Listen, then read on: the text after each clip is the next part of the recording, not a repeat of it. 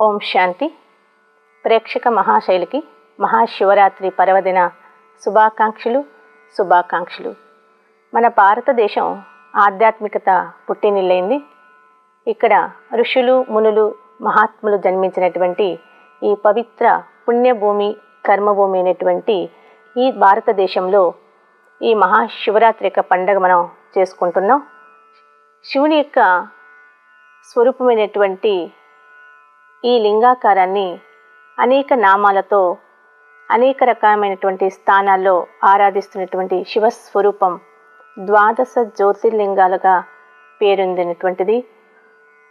ప్రతి సంవత్సరం కూడా అనేక పండుగలు చేసుకుంటాం.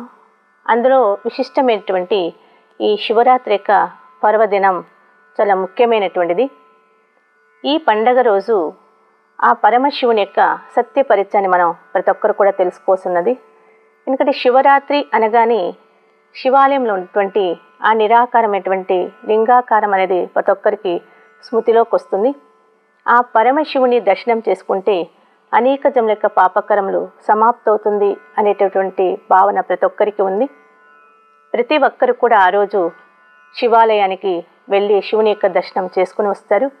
కానీ ఆ పరమశివుని యొక్క సత్య పరిచయాన్ని తెలుసుకుని ఎప్పుడైతే మనం దర్శనం చేస్తామో అనేక జన్మల యొక్క వికర్మలు వినాశం అనేది తప్పక అవుతుంది. కానీ శివరాత్రి అనగానే ఒక విశేషమైన అర్థం ఉంది. ఎందుకంటే ప్రతి ఒక్కరికి జయంతి అంటారు. పుట్టినరోజు అంటే ఉదయం అప్పుడే చూపిస్తారు. కానీ ఇక్కడ శివరాత్రి అంటే రాత్రిలో శివుడు జన్మ తీసుకున్నారు అంటారు. కానీ ఇక్కడ రాత్రి అంటే స్థూలమైనటువంటి చీకటి ఉన్నటువంటి రాత్రి కాదు. అజ్ఞాన అంధకారంలో ప్రతి మానవుడు ఎప్పుడైతే తన్ను తాను మరచిపోయి విషయ వికారంలో మునిగిపోయినారో ఆ సమయంలో శివుడు అవతరించారు. 12 గంటల చీకటిలో అర్ధరాత్రిలో లింగోద్భవం అవుతుంది అని అంటారు. కానీ ఆలోచించండి, ఎలా మనం ప్రతి ఉదయం నుండి చూసామో శివస్వరూపాన్ని, అటువంటి నిరాకారమే ఉంది. కానీ అక్కడ లింగోద్భవం అనేటువంటి విషయం లేదు. కానీ దాని అర్థం ఏంటంటే ఇప్పుడు ఈ కలియుగ చివరి సమయంలో ప్రపంచమంతను కూడా అజ్ఞాన అంధకారంలో మునిగిపోయినారు. ఇటువంటి తమో ప్రధానమైనటువంటి సమయంలో శివుని యొక్క రాక తప్పనిసరి. ఎందుకంటే ఒకప్పుడు మన భారతదేశం దేవీ దేవతలు నిలమైనటువంటి పుణ్యభూమి, ఒక పవిత్రమైనటువంటి సుఖ శాంతిమయ రాజ్యంలో సర్వాత్మలు కూడా దివ్యగుణమూర్తులై సంతోషక పవిత్రంతో ఉన్నటువంటి మానవాత్మలు ఈరోజు అజ్ఞానంలో మునిగిపోయి అనేక విషయ వికారాలకు లోనైనటువంటి ఈ సమయంలో పరమాత్ముడు అవతరించి అజ్ఞానాన్ని తొలగించి జ్ఞానజ్యోతిని వెలిగించారనేటువంటి స్మారకంగా ఈ మహాశివరాత్రిని చేసుకుంటున్నాం.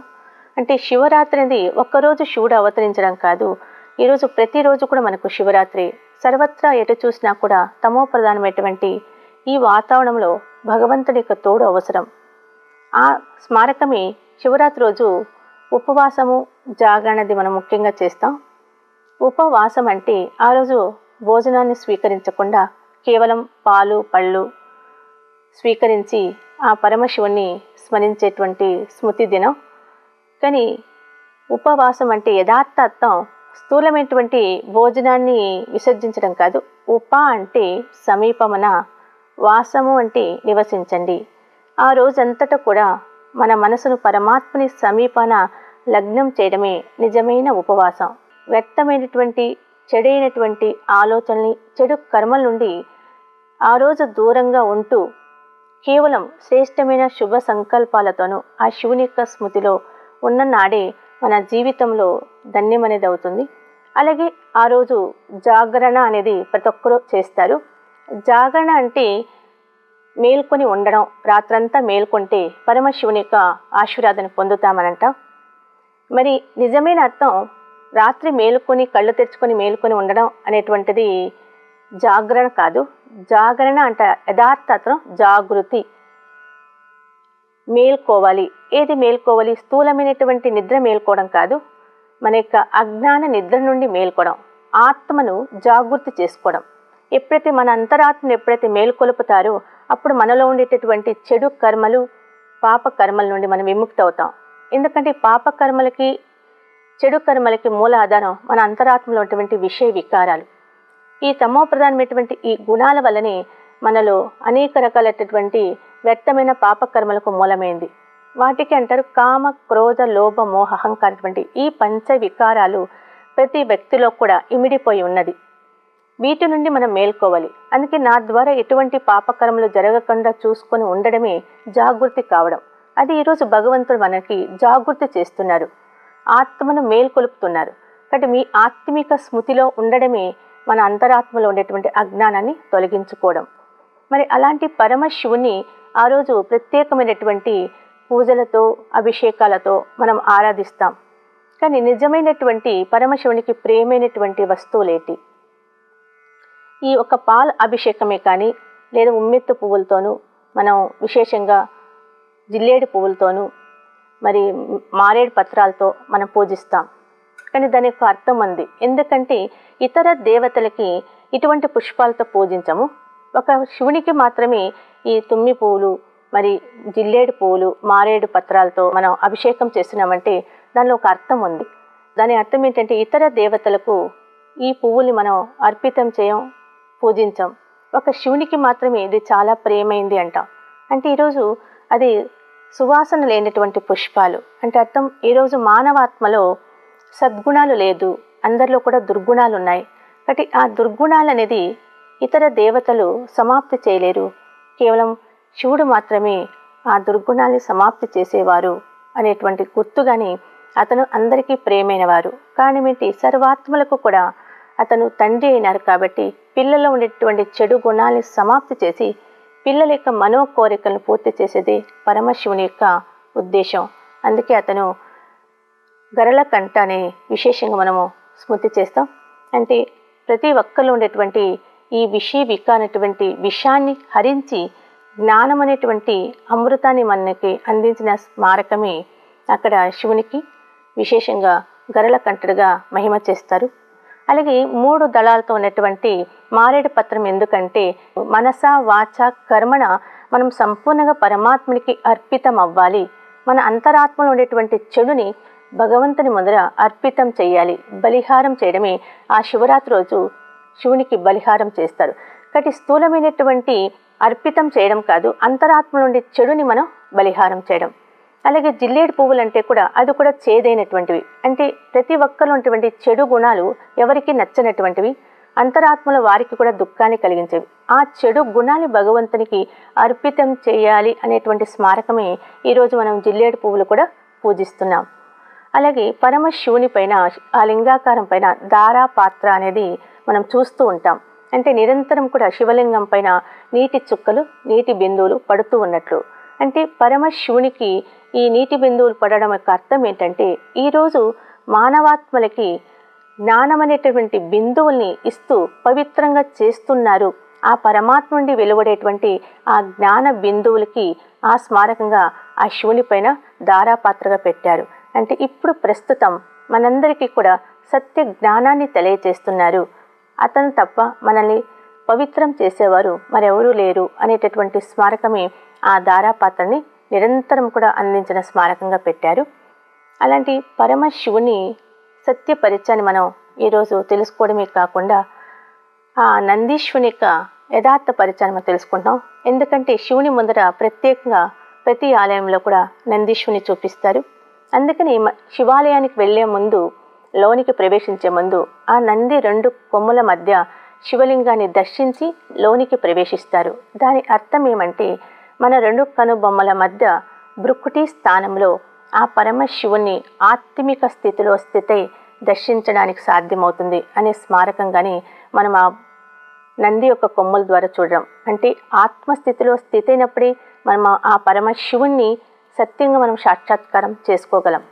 ఎందుకంటే శివునికి అశరీరి, అజన్మ, అభోక్త, అశోచక, అయోనిజ అనేటువంటి ప్రత్యేకమైనటువంటి మహిమ చేస్తున్నాం. మనలాగా అతనికి శరీరం లేదు, మనలాగా జన్మించరు, మనలాగా భోజనం చేయరు, మనలాగా కర్మ చేయరు.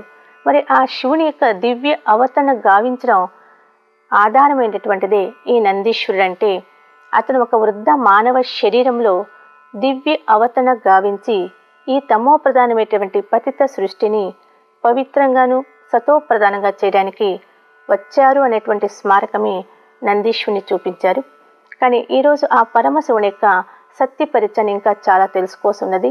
ఎందుకంటే ఆ శివునికి నిరాకార రూపంలో చూపించడమే కాకుండా అతనికి 3 విభూది రేఖలను కూడా మనం శివలింగం పైన ఉంచింది చూస్తున్నాం. అలాగే మధ్యలో చందనం అనేది బొట్టుగాను మనం పెడుతున్నాం. మరి 3 విభూది రేఖలు ఎందుకంటే త్రిమూర్తి రచయిత బ్రహ్మ, విష్ణు, శంకర్ వీరి ముగ్గురిని కూడా రచన చేసినటువంటిది ఆ 3 విభూది రేఖల అర్థం. బ్రహ్మ ద్వారా సృష్టి స్థాపన, విష్ణు ద్వారా పాలన, శంకర్ ద్వారా వినాశాన్ని చేపించేటువంటి వారు. అందుకే మధ్యలో మన విభూది తిలకాన్ని పెడుతున్నాం. అంటే ఈ ముగ్గురికి కూడా రచయిత పరమశివుడైనారు. అందుకే అతనికి గాడ్ అని అంటాం. గాడ్ అంటే జనరేషన్, ఆపరేషన్, డిస్ట్రక్షన్, సృష్టి, పాలన, వినాశాన్ని కలిగించేవారే ఆ త్రిమూర్తి రచిత శివుడైనారు. త్రిమూర్తిని కూడా దేవతలుగా పోలుస్తాం. బ్రహ్మ దేవతాయనమ, విష్ణు దేవతాయనమ, శంకర దేవతాయనమ అంటారు. కానీ ఈరోజు శివ దేవత అనరు, శివ పరమాత్మాయనమ. అంటే త్రిమూర్తులకు కూడా రచయిత అతను. కాబట్టి ఈ త్రిమూర్తి రచయిత త్రినేత్రుడు అనేటువంటి మహిమ కూడా చేస్తాము. అలాంటి పరమశివుణ్ణి ఈరోజు మనం విశేషంగా శివశంకరులతో కూడా మీరు ఆరాధిస్తూ ఉన్నారు. కాబట్టి శివశంకరుని యొక్క అర్థాన్ని మనం శివుడు శంకరుడు ఒక్కరే అనుకున్నాం. కానీ ఆలోచించండి, శివుని యొక్క రూపం వేరు, శంకరుని యొక్క రూపం వేరు. త్రిమూర్తుల్లో శంకరుడు కూడా ఒక్కరయ్యారు. అందుకే శంకర దేవతాయనమ అంటారు. కానీ శివ దేవత అనరు, శివ పరమాత్మాయనమ. అందుకే శివాలయము అంటాం, శివరాత్రి అన్నాం. కానీ శంకరాలయమని శంకరాత్రి అనం.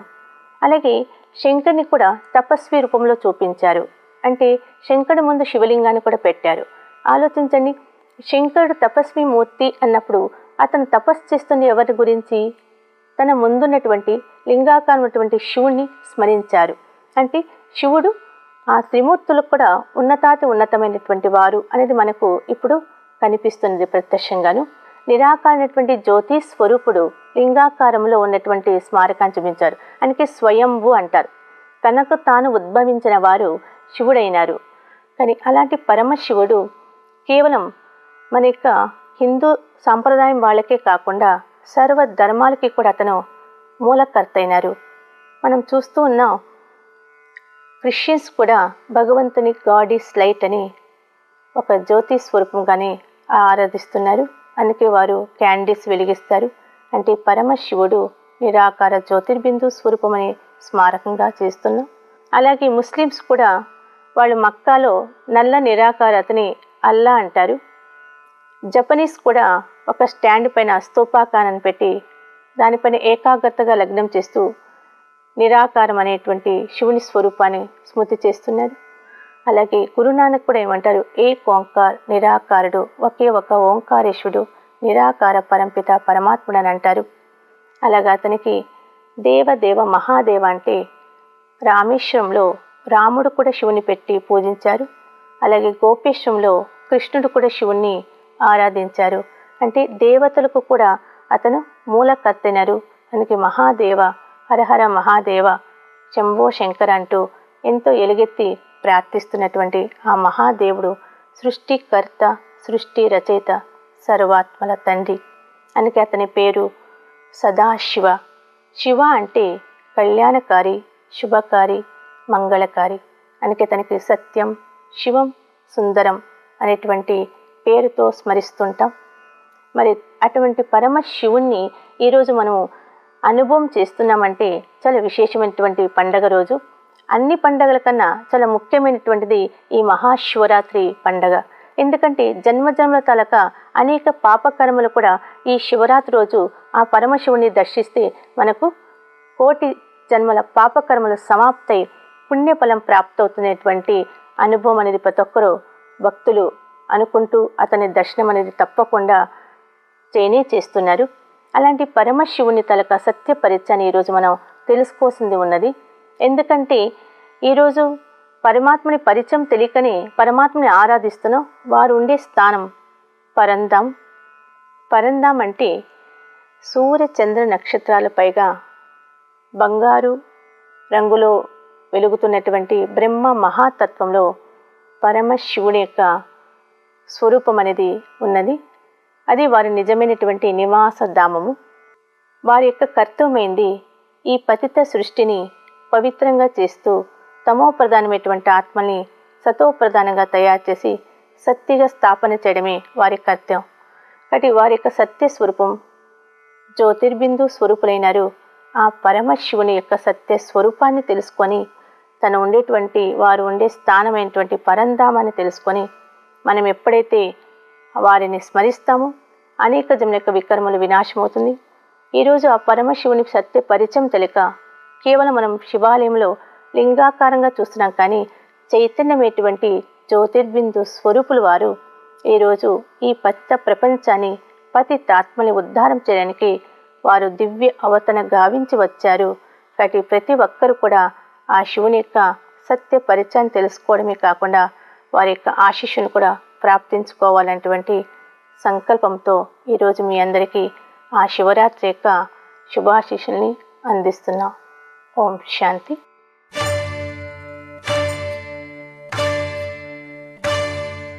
భం భం భం భం భం భం భం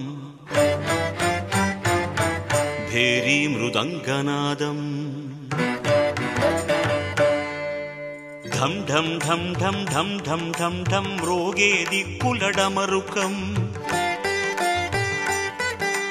తక్కిట తకధిమి తకిట తకధిమి దిక్కులు కలిసే నాట్యం శృతిలో లయలో జతిలో గతిలో శృతిలో లయలో జతిలో గతిలో పదము కదిలే శివతాండవం శివతాండవం శివతాండవం భం భం భం భం భం భం భం భేరీ మృదంగనాదం ఢం ఢం ఢం ఢం ఢం ఢం ఢం ఢం మ్రోగే దిక్కుల ఢమరుకం తక్కిట తకధిమి తకిట తకధిమి దిక్కులు కలిసే నాట్యం శృతిలో లయలో జతిలో గతిలో పదము కదిలే శివతాండవం శివతాండవం శివతాండవం భం భం భం భం భం భం భం భేరీ మృదంగనాదం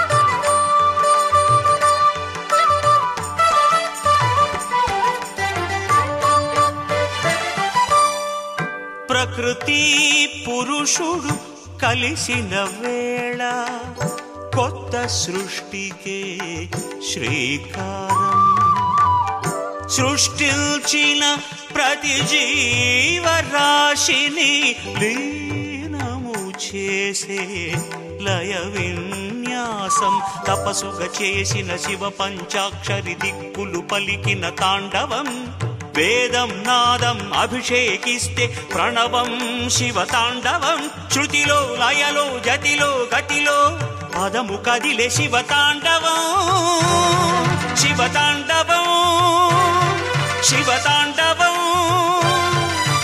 భం భం భం భం భం భం భం భేరీ మృదంగనాదం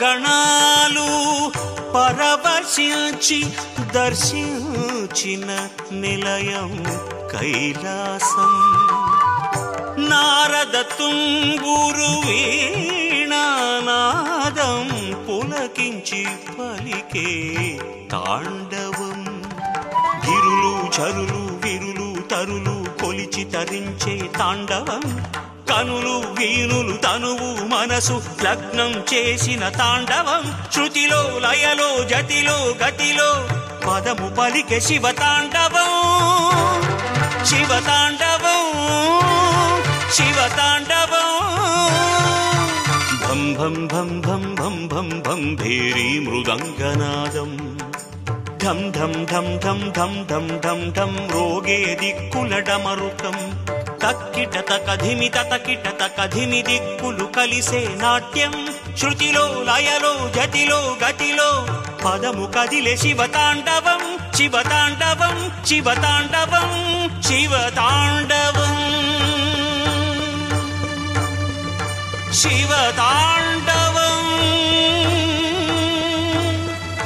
శివతాండవం.